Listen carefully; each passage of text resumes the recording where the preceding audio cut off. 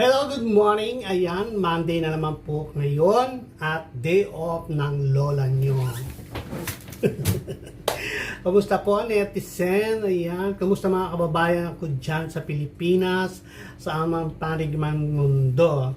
Today is Monday at day off na naman po ng matanda. So, ayan, magluluto po muna ako ng aking ulam pananghalian. Ako po ay nakapamalengke na at ako ay nag-video pamamalengke.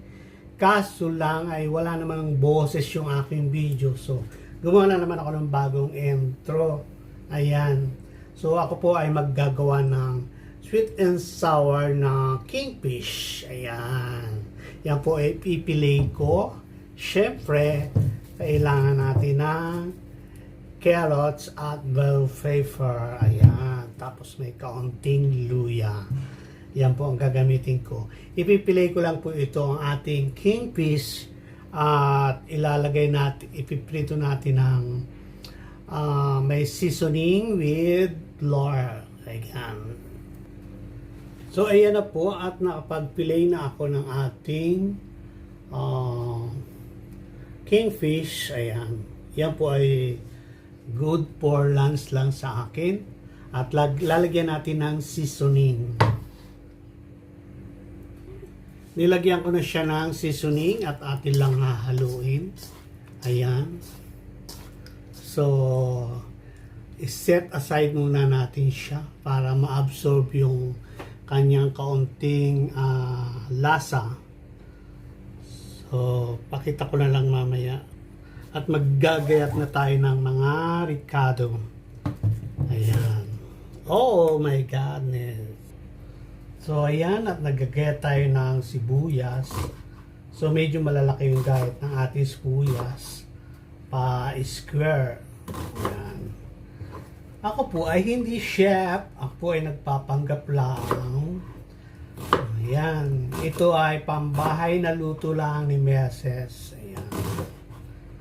So, ang ating sibuyas ay malalaki ang gayat. Tapos tayo ay may bawang na. Ayan. Garlic. Ayan. So, itong bell pepper. Maganda raw po ito sa cleansing ng ating kidney. So, ayan. Ako, hindi ko paborito pero ginagawa ko na para kainin, para benefit sa ating health. Aray ko, sakit ng aking mata. Natamaan ng singaw ng Ayan. Ganyan lang po ang kilos ni Meses. Very normal. Ayan. So, gagayatin lang din natin yan ng cubes. Parang pinakang vegetable natin. At si Meses po ay hindi pa nakakaligo. Hindi pa rin naglalaba. Tinuna ko muna to kasi nga nung last wala naman akong vlog. So, ayan. Pasensya na po kasi talagang pag umiidad na o nagtatanda na tayo ay medyo tinatamaan na ng katamaran. So, ayan po. Ayan. So, ayan. Gayat ko na at tayo ay carrots naman. So, update ko kay mamaya at baka kayo masyadong mainit. So, eto na ang ating ingredients. Siyempre, lalagyan din natin ng sili na green na maliliit. So, ayan, mag-fry na tayo. So, maglalagay lang tayo ng all-purpose flour. Ayan. Ilalagay lang natin dito. Para tayo ay gagamitin natin pagpa-fried ng ating kukuha lang tayo dito at isasaw-saw kagaya niya So, ayan. Tapos, ayan. Ganyan lang po. Ayan. Sa mga baby chan, so ilagay na natin sa ating kawali. Okay, ganyan lang po. At ilalagay ko na sa kumukulong mantika.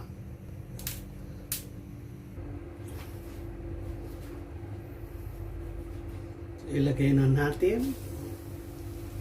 Ayan.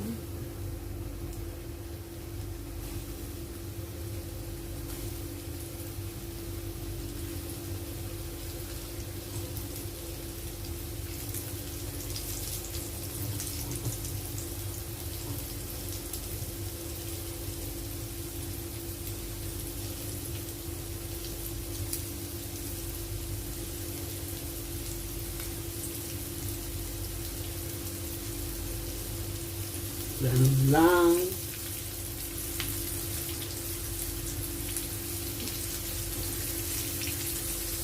So, yan lang ang ating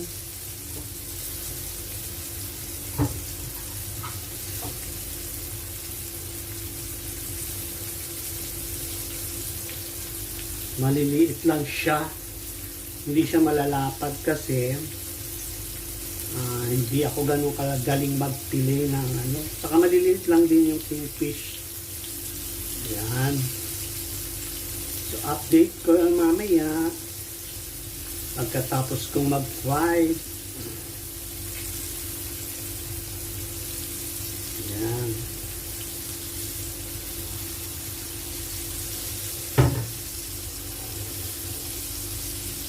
So, ayan po at atin ang aahunin ang ating pinrito na kingfish.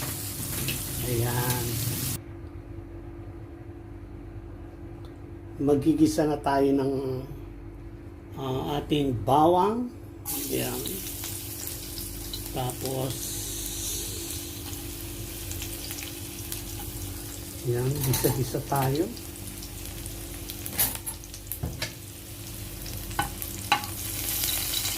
Ilagay na rin natin ang sibuyas, may waga. Ayan. Ganyan lang po siya.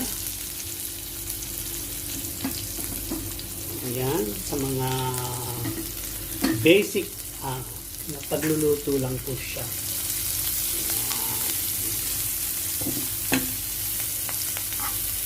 Ayan. Magulo ang luto ni Becca. Ilagay na natin ang carrots at saka ang ating ceiling. Ayan.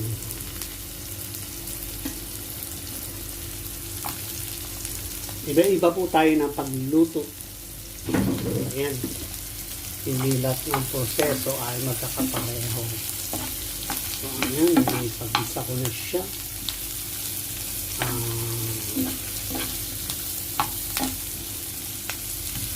Pasensya na po at magulo yung aking camera. Ayan. So, maglagay tayo ng kaunting water dahil gisado na siya.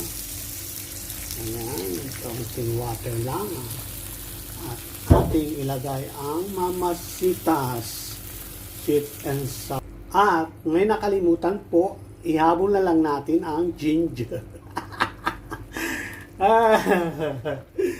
Nakalimutan po ang ginger. Ayan, habang pinapalapot natin siya ay nakalimutan po ng lola nyo ang ginger. So, ayan, pasensya na po at medyo mga bata. Ayan, at kumukulo na. So, iglagay na natin ang ating bell pepper. Ayan. Ganyan ang tapos, ilagay na rin natin yung ating fried kingfish. Ayan. Para habang naluluto siya, ay na-absorb ng ating fish ang lasa ng sweet and sour. So, ayan. So, update ko kayo mamaya kung anong lasa na nito. So, ayan. At okay na siya. Nag-add ako ng konting salt.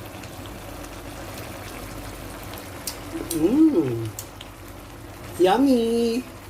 Patay na po natin ang apoy. Okay. Hi! At ito na, naluto na ang ating sweet and sour na kingfish. Ayan. Kain na po tayo. Ayan mga kasari-sari on this Patjakpat at napos na po ako magluto at akin ang tinikman yung aking niluto. So masarap.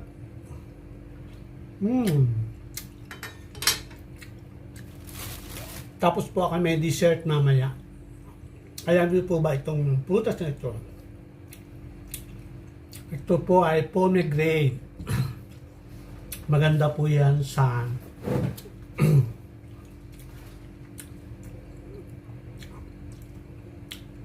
ano yun? Yung may mga symptoms ng prostate. So ako po ay may symptom ng prostate kaya kumakain ako ng mga food na ganyan. Yung buto ng linga, sesame seeds, ayan. Sabi ng mga doktor na pinapanood ko sa YouTube. So wala namang mawawala kung i-try natin. Pero tinry ko may something na masarap na ako pag umiihi, hindi na maliit. Kumbaga, mararamdaman na natin na effective. So, hanggat madadala pa ng mga ganyan, okay lang. So, enjoy ko lang po ang ating kingfish, sweet and sour. Ayan. At sa PBB naman, ayan, congrats kay JM. At siya ay kasama sa top 5 na sila. So, siguro, sana, hopefully, masama siya sa Big 4. Ayan. Kaya, supportahan natin mga kababayan. Ayan. At enjoy ko lang po yung food. At maraming salamat sa mga subscriber ko. Ayan. Kumain po kayo ng carrots. Maganda po sa katawan. Saka ang bell pepper. Kidney cleansing. Ayan. So, ayan. At natutuwa naman po ako sa nangyari kay Doc Willie Ong. Siya po ay sa awa ng Diyos at sa prayer ng mga tao na nagmamahal sa kanya ay himala na nakarecover. So sana po ay tuloy-tuloy na at sa lahat ng may mga karamdaman dyan, sana lahat ay gumaling. Ayan. Kagaya sa aking hypertension. Lalo po lumalakas ang aking hypertension pag po wala akong budget. So ayan mga kasari-sari ng Patjakpat at see you on Monday again. Salamat at supportahan nyo po ang lola nyo sa maliit na niyang channel. Ayan. Wag puro mga sexy, wag puro mga macho. Isama din nyo yung mga naglalagas na yung mga buhok at nag-aalugan na yung mga ipin. Ayan, maraming salamat. See you on Monday. Ang sarap ng pagkain. Bye-bye!